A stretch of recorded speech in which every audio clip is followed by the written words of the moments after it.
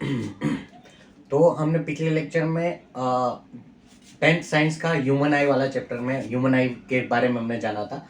आज जो है, आज हम उसका जो दूसरा पार्ट है कलरफुल वर्ल्ड, वो देखने वाले हैं। कलरफुल वर्ल्ड लाइट की मदद से कैसे हम, ये जो हमारी पूरी दुनिया है उसमें बहुत सारे ऐसे फिनोमिना है, जिसमें एक एग्जांपल मैं दूं तो रेनबो, वो कैसे फॉर्म होता है लाइट की मदद से। तो आज वो पूरा लेक्चर उसी के ऊपर है कि हमारे जो वर्ल्ड, हमारी दुनिया में आसपास बहुत सारे ऐसे फिनोमिनाज होते हैं जो बहुत खूबसूरत होते हैं। तो आज वही हम देखने वाले हैं, जिसमें सबसे पहले जो हमको फिनोमिना, लाइट के बहुत सारे फिनोमिना, हमने दो मेन फिनोमिना देखे हैं। एक फिनोमिना देखा है हमने रिफ्लेक्शन, और दूसरा देखा है रिफ्रैक्शन, कि लाइट का रिफ्रैक्शन कैसे होता है और रिफ्लेक्शन कैसे होता है। आज हम देखेंगे डिस्पर्शन। क्या देखेंगे? डिस्पर्शन, हाँ, ऑफ लाइट। अब क्या होता है? कोई भी व्हाइट लाइट है, मानो सन की जो व्हाइट लाइट आ रही है, जो नॉर्मल लाइट है, वो व्हाइट लाइट जो है वो 7 अलग अलग रंग की, 7 अलग अलग कलर्स की लाइट से मिलके वो एक व्हाइट लाइट बनती है। वो जो एक लाइट है वो सिर्फ एक व्हाइट लाइट नहीं है, 7 अलग अलग कलर्स की लाइट है। और वो 7 कलर, अलग अलग जो कलर्स है, वो आपको पता ही होगा, जो रेनबो में 7 कलर आते हैं वही 7 कलर है विबग्योर, जो आपको पता होना चाहिए। विबग्योर कौन से? Red, orange, yellow, green, blue, Indigo और वायलेट। ये 7 कलर से मिलके हमारी कौन सी व्हाइट लाइट बनती है, जो सन में से आती है। अब ये बात हमको कब पता चली कि ये जो है व्हाइट लाइट से मिलके बने? जब हम रिफ्रैक्शन का फिनोमिना देख रहे थे। एक स्लेब हमने लिया था, स्लेब में हमने लाइट डाली थी। जैसे ये स्लेब लिया, इसमें हमने लाइट ऐसे एंटर की, ये हमारा नॉर्मल है। लाइट एंटर की तो क्या होगा? नॉर्मल की तरफ बेंड होगी, क्योंकि ये डेंस मीडियम है, ये रेयरर मीडियम है और ये डेंस मीडियम है, तो नॉर्मल की तरफ ये बेंड होगी। क्यों बेंड होगी? क्योंकि यहाँ पे लाइट की स्पीड क्या हो जाएगी? कम हो जाएगी। जब लाइट की स्पीड कम होगी तो ये बेंड हो जाएगी, फिर यहाँ से वापस एयर में आ जाएगी, तो इसकी लाइट की स्पीड वापस नॉर्मल हो जाएगी और ये ऐसे वापस रीबेंड हो जाएगी। ये हमने फिनोमिना देखा था। बट सेम फिनोमिना हम अलग अलग स्लेब और अलग अलग मटेरियल के साथ कर रहे थे, तब हमारे पास प्रिज्म भी था। तो यही सेम चीज देखने के लिए हमने प्रिज्म का यूज किया। अब प्रिज्म कैसा होता है? तो प्रिज्म होता है ट्रायंगल शेप में। ऐसे एक ट्रायंगल होता है, एक मिनट, रेक्टेंगुलर ट्रायंगल होता है। ये एक ट्रायंगल होता है, ठीक है, और ये उसकी पीछे की साइड का ट्रायंगल होता है, और ये ऐसे कनेक्टेड होता है। ये होता है प्रिज्म, ऐसा दिखता है, ठीक है। यहां से मैं लाइट, यहां से अगर मैं एंटर कराऊंगा तो ऐसे मेरे को 7 कलर दिखेंगे। तो कैसे हुआ ये, क्यों हुआ, देख लेते हैं। अब मान लेते हैं कि ये प्रिज्म की एक ही साइड हमें दिख रही है, सब 2 साइड हम नहीं दिख रहे, एक ही साइड ये जो है वो सामने की साइड है।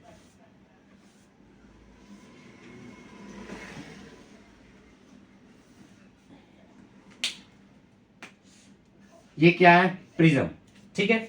वो जो प्रिज्म है, प्रिज्म में क्या होता है कि ये जो साइड है वो अनइवन होती है। जैसे ही हमने यहाँ पे लाइट यहाँ पे डाली, ठीक है, तो लाइट के अंदर के जो 7 कलर है उनकी स्पीड जो है वो अलग अलग होती है। जो स्पीड अलग अलग है उसकी वजह से यहाँ पे ये 7 अलग अलग कलर में डिवाइड हो जाता है। यहाँ पे मेरे पास 7 पेन है नहीं, तो मैं ड्रॉ कर सकता नहीं, एक ही पेन से ड्रॉ करेंगे, ठीक है। तो 7 अलग अलग कलर में वो डिस्ट्रीब्यूट हो जाते हैं। और जब यहाँ से बाहर निकलते हैं, यहाँ पे अगर हम किसी प्लेट रख दे जहां पे हमको वो दिखे, तो ये 7 अलग अलग कलर हमको यहाँ पे दिखते हैं, ठीक है। तो ऐसा इसमें क्यों हुआ, स्लेब में क्यों नहीं हो रहा था? तो जब हम स्लेब ले रहे थे, ऐसे स्लेब हम यहाँ पे यूज कर रहे थे, तब क्या हो रहा था? तब अंदर जो है, स्लेब के अंदर इसका डिस्पर्शन हो रहा था। ये जो फिनोमिना में देखने को मिला है कि एक लाइट जो व्हाइट लाइट थी उसका अलग अलग कलर में बट जाना, ये जो है वो डिस्पर्शन कहते हैं। यहाँ पे अंदर के फॉर्म में डिस्पर्शन होता है, पर जब यहाँ पे बाहर निकलती है ना लाइट, तब वो वापस कलेक्ट हो जाते हैं, वापस रीजनरेट होकर व्हाइट लाइट ही बाहर देते हैं। और ये फिनोमिना हम यहाँ पे भी देख सकते हैं। यहाँ पे मैंने एक सीधा प्रिज्म लगाया, यहीं पे मैं अगर ऐसे एक दूसरा प्रिज्म सेम प्रिज्म में उल्टा रख दूं तो क्या होगा, ये जो सारी लाइट है वो वापस से क्या हो जाएगी, एक पॉइंट में निकल के एक व्हाइट लाइट हमको दिखेगी। यानी अगर हम ये साइड जो है, दोनों साइड, ये वाली साइड जहां से लाइट एंटर हो रही है और ये वाली साइड जहां से लाइट एग्जिट हो रही है, वो दोनों साइड अगर पैरेलल है, तो क्या होगा, इसका डिस्पर्सन नहीं होगा, क्या होगा, सिर्फ रिफ्रैक्शन होगा। क्यों ऐसा हो रहा है, क्योंकि अगर मान लो दोनों साइड ऐसे है तो यहाँ पे ये जो रेड लाइट है उसको डिस्टेंस कम ट्रैवल करना पड़ रहा है। जब यहां से रेड लाइट बाहर निकलेगी तब तक तो वायोलेट लाइट यहां तक आधे तक ही पहुंची होगी, तो ये लाइट पहले निकल जा रही है तो वो पहले पहुंच जा रही है, और ये जो वायोलेट लाइट है वो निकल ही नहीं है अभी प्रिज्म में से, तो वो पहुंची नहीं है। बट यहाँ पे क्या हो रहा है, ये स्लैब में दोनों पैरेलल है, दोनों को डिस्टेंस कितना ट्रैवल करना पड़ रहा है, यहां से अगर हम देखें तो दोनों को डिस्टेंस सेम ट्रैवल करना पड़ रहा है। अगर इस स्लैब में देखें, मान लो यहां पे डिस्पर्सन हुआ है और यहां पे अगर सारी लाइट यहां से डिस्पर्स हो रही है तो सबको सेम ट्रैवल करना पड़ रहा है, इस वजह से ये यहां से एक पॉइंट में ही निकल के सब व्हाइट लाइट बन जाती है। ठीक है, समझ आया? मतलब मोटा मोटा बात कैसा है कि अगर दोनों जो साइड है जहां से लाइट एंटर करती है और एग्जिट करती है, दोनों अगर पैरेलल है तो व्हाइट लाइट एंटर करेगी और व्हाइट लाइट ही एग्जिट करेगी, क्योंकि अंदर का जो मीडियम है उसमें उनको ट्रैवल करने का जो डिस्टेंस है वो सेम हो जा रहा है। बट यहाँ पे जब अनइवन साइड है, ठीक है, तो अनपैरेलल है दोनों साइड है एग्जिट और एंटर की, तो क्या हो जाएगा, हमको डिस्पर्सन ऑफ लाइट देखने को मिलेगा और हमें एक रेनबो जैसा यहाँ पे कुछ थोड़ा सा 7 कलर जैसा ऐसे स्लाइड दिखेगा। ठीक है, ये एक फिनोमिना हो गया। अब हम एक और फिनोमिना लाइट का देख लेते हैं। वो फिनोमिना है टोटल इंटरनल रिफ्रैक्शन। ठीक है, देखो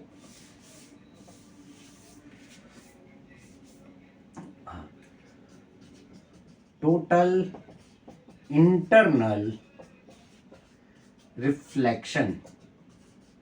ठीक है, अब मान लो मैं पानी के अंदर हूं ऐसे, ठीक है, मैं पानी के अंदर हूं, यहां पे ये सब पानी है, यहाँ पे एकदम नीचे मैं हूं। ठीक है, अब मैं यहाँ पे ऊपर लोग खड़े हैं, मैं यहाँ से सिग्नल दे रहा हूं लाइट का, बट लोगों तक पहुंच नहीं रहा है। क्यों नहीं पहुंच रहा, आओ देखते क्या होता है कि जब मैं यहाँ से लाइट का सिग्नल देता हूं तब ये लाइट क्या करती है, ये डेंस मीडियम है, ये रेयर मीडियम है, ये थोड़ा सा हल्का मीडियम है, तो लाइट भाग के लंब के दूर जाएगी, क्योंकि यहाँ पे स्पीड बढ़ गई ना, ये एयर है, ये पानी है, तो यहाँ पे स्पीड कम होगी, यहाँ पे स्पीड ज्यादा होगी, तो ये लंब से दूर भागेगी, तो ये क्या हुआ, लंब से दूर भाग गई। अब मैंने थोड़ा सा और टेढ़ी लाइट मारी तो और ये क्या करेगी, लंब से दूर भागेगी, जितना मैं उसको टेढ़ा करता जाऊंगा उतना ही दूर भागती जाएगी। एक ऐसा एंगल आएगा, ये क्या है भाई, ये इंसिडेंट एंगल है, ये मेरा इंसिडेंट एंगल हुआ ना, जहां से मैं लाइट इंसिडेंट करा रहा हूँ, एंटर करा रहा हूँ, वो मेरा हो गया इंसिडेंट एंगल। अब एक एंगल ऐसा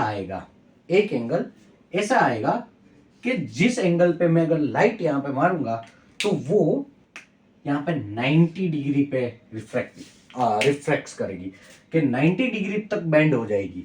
कितना डिग्री तक, 90 डिग्री तक, ये 90 डिग्री तक बेंड हो जाएगी। और ये जो एंगल है ना, इसको हम बोलेंगे क्रिटिकल एंगल। कौन सा एंगल, क्रिटिकल एंगल।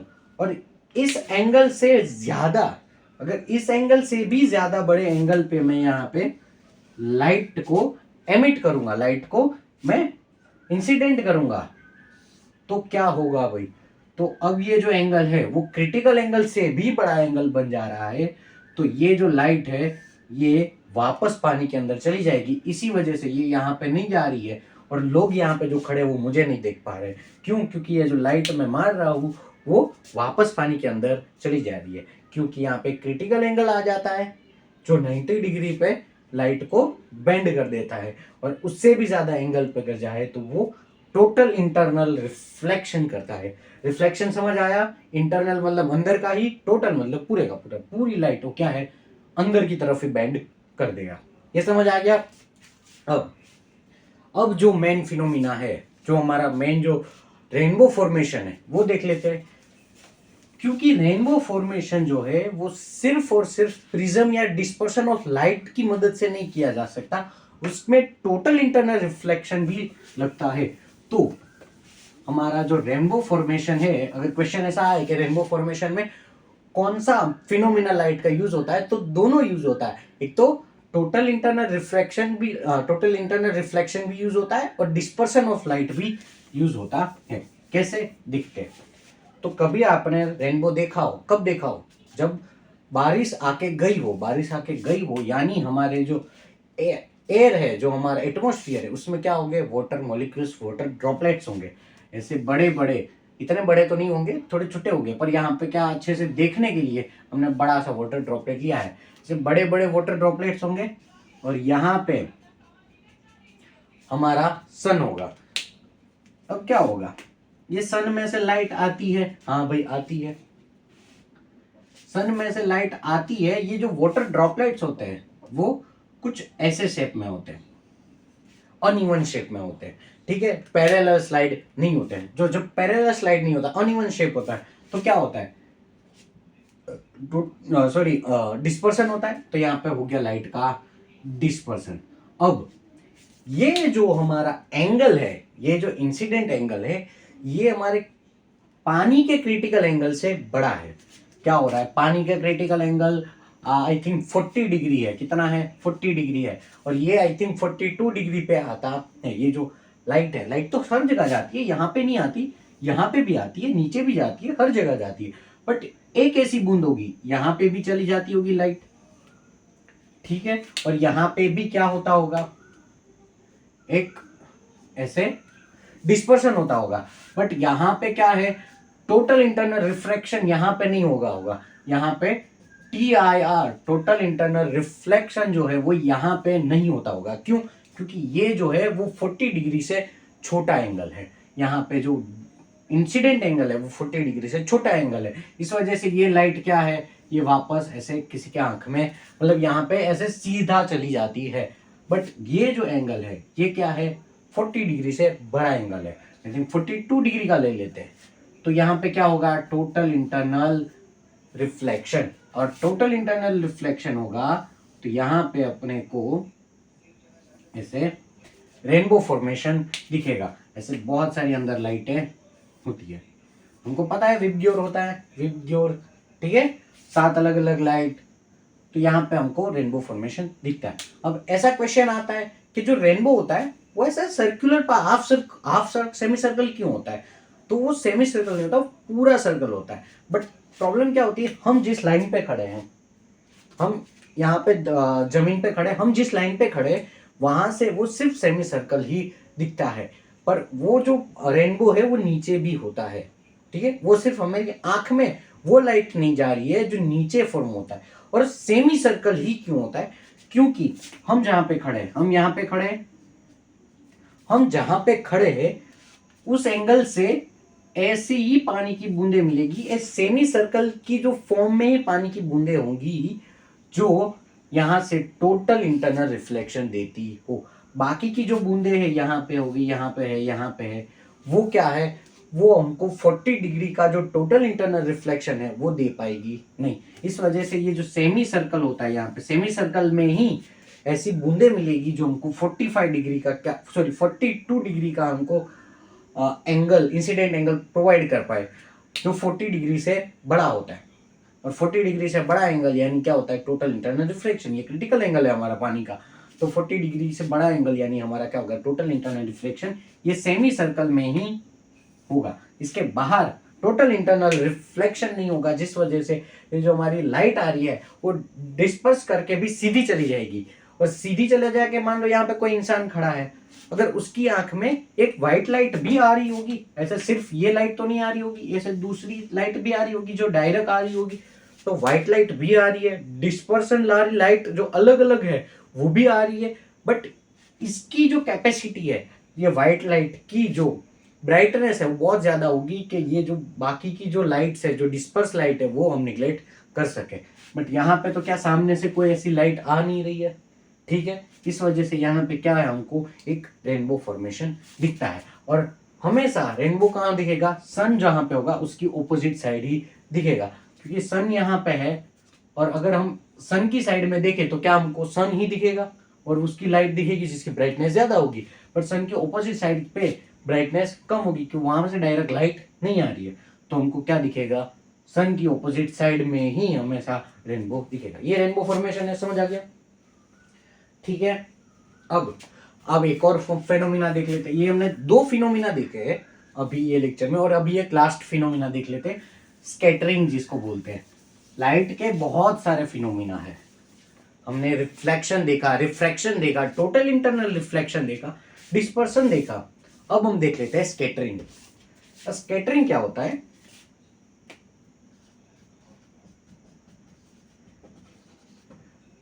स्कैटरिंग क्या होता है कि मानो कि जैसे पानी की बूंद में नीचे गिराओ, तो नीचे गिरने के बाद वो क्या हो जाएगी, हर डायरेक्शन में से फैल जाएगी, यानी हर डायरेक्शन में स्कैटर हो जाएगी। वैसे ही जैसे जैसे सनलाइट आती है और हमारे जो एटमॉस्फेयर है उसमें होते हैं मॉलिक्यूल्स, हाइड्रोजन गैस वगैरह, ओजोन लेयर है, और ऑक्सीजन गैस, नाइट्रोजन है, कार्बन डाइऑक्साइड है, ऐसे बहुत सारे हमारे एटमॉस्फेयर में मॉलिक्यूल्स हैं। अब ये मॉलिक्यूल्स क्या करते हैं, ये जो लाइट आ रही है उसमें से कुछ लाइट, क्योंकि ये लाइट है वो 7 कलर की बनी है, अलग अलग कलर की अलग अलग स्पीड है, उसमें से जिसकी कम स्पीड है उसको क्या करती है, स्कैटर कर देती है। जैसे हमारा ये है विबग्योर। विबग्योर में रेड की स्पीड हमेशा सबसे ज्यादा है, रेड की जो स्पीड है वो हमेशा ज्यादा है, और वायोलेट की स्पीड कम है, बहुत कम नहीं है, हमसे तो फिर भी ज्यादा ही है। हमारी जो कार वगैरह है, एरोप्लेन, उनसे तो बहुत ज्यादा है, बट कंपैरिजन में रेड की स्पीड हमें बहुत ज्यादा, फिर कम कम कम कम, और वायोलेट कलर है उसकी बहुत कम है। तो इसमें क्या होता है, जिसका कलर जिसकी स्पीड बहुत कम है, जैसे कि ये वायलेट, इंडिगो और ब्लू, ऐसे कलर क्या है, स्कैटर हो जाते हैं। तो यहाँ पे ये जो कलर है वो स्कैटर होके हर डायरेक्शन में ऐसे नीचे फैल जाएंगे, ठीक है। और बाकी के जो कलर है, ये जो ऊपर जिसकी डायरेक्शन बहुत ज्यादा, सॉरी जिसकी वेलोसिटी बहुत ज्यादा है, जिसकी स्पीड बहुत ज्यादा है, तो उनका स्कैटरिंग नहीं होगा, वो डायरेक्ट पास हो जाएंगे यहाँ से। तो हमें जो लाइट मिल रही है वो हमको येलोइश कलर मिलेगी, क्योंकि उसमें रेड, ऑरेंज, येलो, ग्रीन ये सारे कलर का मिक्सचर है। तो वो हमको क्या मिलेगी, जो सनलाइट हमको यहाँ पे आ रही है वो येलोइश कलर की होगी, क्योंकि हमको ये 4 कलर ही पास हो रहे हैं। और जो हमारा स्काई है वो अपीयर होता है ब्लू, क्यों, क्योंकि ब्लू, इंडिगो, वायलेट, ये 3 कलर का हमको यहाँ पे स्काई दिखता है। हम यहाँ पे खड़े हैं, स्काई देख रहे हैं, तो हमको स्काई कैसा दिखेगा, ऐसा ब्लू, इंडिगो और वायोलेट जैसा दिखेगा। यहाँ पे तो सन था ना, तो सन की लाइट यहाँ पे आई, यहाँ पे कोई खड़ा है तो उसको सन की लाइट मिलेगी, और सन की लाइट उसको कैसी मिलेगी, येलोइश मिलेगी, क्योंकि रेड, ऑरेंज, येलो, ग्रीन ये कलर उसको उसकी आंख में जा रहे हैं। बट यहाँ पे हमको जो दिखेगा वो क्या दिखेगा, हमको साफ स्काई दिखेगा, स्काई मिलेगा। और स्काई कैसा होता है, ब्लू, इंडिगो और वायोलेट जैसा। तो बोलेंगे कि वो जो बादल है वो व्हाइट क्यों होते हैं, क्योंकि बादल जो है उसमें वाटर मॉलिक्यूल्स होते हैं, उसमें बहुत हेवी मॉलिक्यूल्स होते हैं, और वो मॉलिक्यूल ऐसे होते हैं कि वो सारे कलर को स्कैटर कर देते हैं। वो सिर्फ ये ब्लू, इंडिगो और वायलेट को स्कैटर नहीं करते, सबको स्कैटर करते हैं। और सबको स्कैटर करेंगे तो सब एक साथ हमारी आंख में आएंगे और हमको बादल जो है व्हाइट दिखेंगे। समझ आ गया, स्कैटरिंग समझ आ गई, हमको स्काई क्यों ब्लू दिखता है वो भी समझ आ गया, और हमारी सनलाइट क्यों येलो दिखती है और बादल क्यों व्हाइट दिखते हैं वो भी समझ आ गया।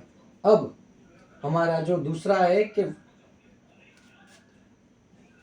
सनराइज और सनसेट के टाइम पे क्या फिनोमिना होता है देख लेते हैं। सनराइज और सनसेट के टाइम पे भी स्कैटरिंग होती है। देखो, सनराइज के टाइम पे क्या होता है कि ऑलमोस्ट सनराइज और सनसेट के टाइम पे देखोगे ना तो सन अपने को रेड या फिर ऑरेंज टाइप का दिखेगा। क्यों ऐसा दिखता है, क्योंकि बाकी के कलर जो है उसकी स्पीड बहुत कम है। ये रेड और ऑरेंज जो है उसकी स्पीड बहुत ज्यादा है। तो यहाँ पे अगर अर्थ ले ले और यहाँ पे अगर सन ले ले, तो सन की लाइट जो है यहाँ पे जैसे जा रही है वो ऑलमोस्ट स्कैटर हो जा रही है। क्या हो जा रही है? ऑलमोस्ट स्कैटर हो जा रही है। और बाकी जो कलर बच रहा है वो कौन सा बच रहा है? रेड और ऑरेंज। और रेड और ऑरेंज बच रहा है, इस वजह से हमको सन का कलर भी सनसेट और सनराइज के टाइम पे क्या दिखता है? रेड और ऑरेंज दिखता है। एक और फिनोमिना इसी में है कि हमको सनसेट जो है वो थोड़ा अर्ली दिखता है। कैसे देखते हैं? यहाँ पे हम खड़े हैं, यहाँ पे हम खड़े हैं, ठीक है, और यहाँ पे क्या है? सन है। सन अभी तक राइज हुआ नहीं है, सनराइज यहाँ से होता है, ये पॉइंट से, ठीक है, और सन नीचे है। पर क्या होता है? सन की लाइट हर जगह जाती है, तो एक सन की लाइट ऐसे भी जाती है, बट यहाँ पे क्या आ जाता है? एटमॉस्फेयर आ जाता है। अर्थ का एटमॉस्फेयर जो है, यहाँ पे अर्थ का एटमॉस्फेयर आ जाता है। और अर्थ का एटमॉस्फेयर ये स्पेस है। स्पेस क्या होता है? Rarer medium. और एटमॉस्फेयर थोड़ा सा क्या हो जाता है? डेंस हो जाता है। जैसे जैसे नीचे चलते जाएंगे और डेंस होता जाएगा और वो गाढ़ा होता जाएगा, तो क्या होता जाएगा? ये जो लाइट है इसको वो बेंड करता जाएगा और धीरे धीरे धीरे धीरे इतना बेंड कर देगा कि हमारी आंख में ही दिखेगा और हमको ऐसा लगेगा कि ये जो लाइट आ रही है ना वो इसके एग्जैक्ट सामने से ही आ रही है, यहां से आ रही है। बट एक्चुअल में लाइट यहां से आ रही होती है, बट ये बेंड होते होते जैसे ही सीधा हमारी आंख में आता है ना, तो हमको ऐसा लगता है कि लाइट सीधी आ रही है। तो एक्चुअल में सन यहाँ पे होता है सुबह मॉर्निंग में जब सनराइज हो रहा होता है, बट सन हमको दिखता है एक्चुअल में यहाँ पे। सनसेट के टाइम पे भी सेम फिनोमिना होता है, ठीक है, सन ऑलरेडी सेट हो चुका होता है फिर भी हमको वो ऊपर दिखता है, ठीक है। ये सनराइज और सनसेट के टाइम पे जो दो फिनोमिना है वो हमने देखे कि सनराइज जो है वो हमको थोड़ा अर्ली दिखता है और सनराइज और सनसेट के टाइम पे वो थोड़ा सा रेड और ऑरेंज टाइप का सन दिखता है, वो दो फिनोमिना। अब एक फिनोमिना दिखता है कि वाई स्टार ट्विंकल्स। जो स्टार्स है वो ट्विंकल क्यों करते हैं? उसमें भी सेम फिनोमिना स्कैटरिंग का ही, कि यहाँ पे मान लो स्टार है, कितने बहुत दूर स्टार है, वहां से लाइट आ रही है सीधी बहुत फुल स्पीड में आ रही है, यहाँ पे अर्थ है और अर्थ का ये क्या है भाई? ये हमने अर्थ मान ली, ये अर्थ का क्या हो गया? एटमॉस्फेयर। अब एटमॉस्फेयर आया तो एटमॉस्फेयर में क्या हो जाएगा? ये थोड़ा सा हो जाएगा बेंड, हल्का सा भी बेंड हो गया, मान लो हल्का सा भी बेंड हो गया, जरा सा भी, तो भी हमको स्टार्स कहाँ दिखेंगे? इतनी दूर दिखेंगे। कितना दूर दिखेंगे? ठीक है। अब फिर यहाँ पे देख लिया, फिर मान लो कि हवा की डेंसिटी वापस चेंज होगी। हवा हवा बहुत ऐसे जोर से बहती है तो हवा की डेंसिटी वापस चेंज हो गई और इस बार हमको यहाँ पे दिखा स्टार। फिर वापस हवा की डेंसिटी चेंज हो गई, फिर वापस यहाँ पे दिखा जो उसकी ओरिजिनल पोजीशन है, फिर यहाँ पे, फिर वापस यहाँ पे। तो क्या होता है कि कभी स्टार्स जो है वो हमको दिखते भी नहीं है, उसकी जो लाइट आ रही है वो टोटली स्कैटर हो जा रही है और कभी वो वापस लाइट आ जाती है, इसलिए वो ट्विंकल करके दिखते हैं। बाकी वो रियल में ट्विंकल करते नहीं है, बट उसकी लाइट जो आ रही है उस वहाँ से वो स्कैटर हो जा रही है, उसकी वजह से वो थोड़ी सी रिफ्लेक्ट हो जा रही है, उसकी वजह से हमको स्टार की पोजीशन भी थोड़ी हिलती हुई दिखती है और वो ट्विंकल करते हुए भी दिखते हैं। प्लैनेट्स जो है वो बहुत नज़दीक है और वो बहुत बड़े हैं। प्लैनेट्स जो है वो बहुत साइज में बड़े हैं। जैसे मून ले लिए, मून जो है वो बहुत बड़ा है, अगर वो अपनी हल्की सी भी पोजीशन अगर हमको चेंज दिखे, इतनी सी भी पोजीशन में अगर चेंज दिखे तो भी हमको पता नहीं चलेगा क्योंकि वो बहुत बड़ा है। उसके लिए ये इतनी सी साइज कुछ मैटर नहीं करती, इसलिए हमको कभी प्लैनेट्स और मून वगैरह जो है सन वगैरह जो है वो ट्विंकल करते नहीं दिखेंगे। बट स्टार जो है यहाँ से बहुत दूर है, वो बड़े हैं बट दूर इतने हैं कि हमको छोटे से लगते हैं, इसलिए वो कभी कभी ट्विंकल करते हुए दिखते हैं। ये रीजन हो गया। ये पूरा आई थिंक यहाँ पे हमारा चैप्टर खत्म हो गया। अगर कुछ बच गया हो, आपको कुछ लगता हो, कुछ डाउट हो तो आप कमेंट कर सकते हो। बाकी आज हमने 3 फिनोमिना देखे और बहुत सारे हमने कलरफुल वर्ल्ड के बारे में हमने जाना है। 3 फिनोमिना, एक तो हमारा ये स्कैटरिंग है, एक टोटल इंटरनल रिफ्लेक्शन है और हमने स्टार्टिंग में ही डिस्पर्शन ऑफ लाइट देखा। ये 3 फिनोमिना और बहुत सारा हमने कलरफुल वर्ल्ड देखा। अगर कुछ बाकी रह गया हो, कुछ क्वेश्चन हो तो आप कमेंट कर सकते हो। Thank you.